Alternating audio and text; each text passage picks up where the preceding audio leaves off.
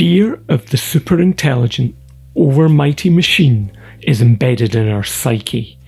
Technological advance brings with it the anxiety that the machines will eventually threaten humanity, a dread underpinned by the attribution to machines of our own evolutionary instinct to survive at the expense of so-called lesser species.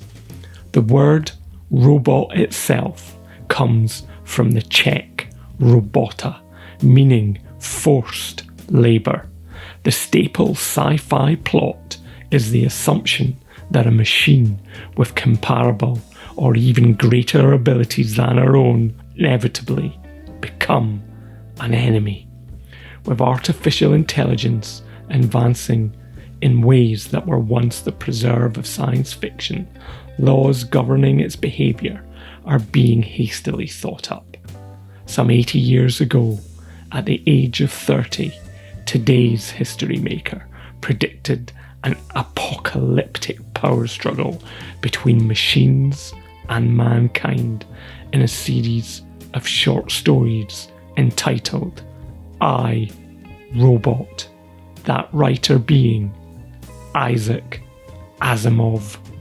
Asimov was born in a small village in the Smolensk region of Russia on an unknown date between late 1919 and early 1920, some 3 years after the Russian Revolution. Asimov himself always celebrated his birthday on January the 2nd. Asimov was from a family of Russian Jewish millers, where his parents were Anna Rochelle and Judea Asimov. His parents spoke Yiddish and English to him, and he never learned Russian. Asimov's family travelled to the United States via Liverpool on the RMS Baltic, arriving on the February the 3rd, 1923, when he was 3 years old, and he would grow up in Brooklyn, New York. Asimov graduated in chemistry from Columbia University, eventually accepted on the graduate program in chemistry at Columbia. His studies were interrupted due to World War II. Asimov worked as a civilian chemist at the Philadelphia Navy Yard between 1942 and 1945. Being moved to the army, he narrowly missed out on witnessing an atomic bomb test explosion on Bikini Atoll. Though he did meet and marry his first wife, Gertrude, during his time in the army. They would have 2 children and remained married until 1970. He subsequently married his second wife, Janet Jepson, in 1973, who was also a science fiction writer. Upon earning his doctorate in 1948, Asimov was offered an associate professor position in biochemistry at Boston University due to his connections with a professor there who was interested in his 1941 short story, Nightfall. The offer, however, was downgraded to a mere instructor. By 1952, Asimov had stopped doing research altogether and was making more money as a writer, and he confined his role to lecturing students, but he was dismissed from even this by 1958.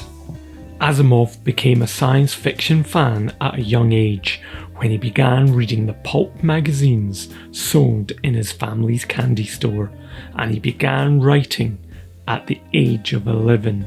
Asimov submitted a short story in 1938 to the editor of a science fiction magazine, Astounding Science Fiction. The editor, John Campbell, would spend considerable time with Asimov and had a huge influence on him. After a few stories that did not get published, his first story to be published appeared in Campbell's magazine in 1939. By 1940, Asimov was earning a reasonable amount as a science fiction writer, and by 1941 he was relatively famous in the sci-fi world. A watershed in his career came with the writing of the short story Nightfall in 1941. This is a story about the coming of darkness to the people of a planet ordinarily illuminated by sunlight at all times. This story got his name on the cover of Astounding magazine for the first time, and it made him one of sci-fi's biggest names. It was subsequently voted the best science fiction story written before 1965. In the 1950s and 60s, with interest in science fiction and pure science spurred on by the space race, demand for science fiction greatly increased. Asimov became one of the pivotal writers of his generation, making it possible for a genre author to write full-time. In 1942, Asimov published the first of his Foundation stories, later collected into the Foundation trilogy, which was Foundation, Foundation and Empire, and Second Foundation. These were all published as books in the early 1950s. These were later, in the 1980s and 90s, extended with prequels and sequels to give an entire universe. The books, which chart the decline and rise of a galactic empire, was based around English historian Edward Gibbon's famous Decline and Fall of the Roman Empire, and they proved a massive hit. They feature his fictional science of psychohistory, whose theories could predict the future course of history according to dynamical laws. In 1966, the books won a special Hugo Award for, quote, Best All-Time Series, beating out even J.R.R. Tolkien, while a digital copy of the Foundation trilogy has ended up in orbit thanks to Elon Musk and the Falcon Heavy rocket. The book series is also currently being dramatised on Apple TV, which is some 70 years since its creation. This shows the Foundation series has real staying power. In 1950, he published another book that was to become famous, I, Robot, which was compiled from short stories he'd published in the previous decade.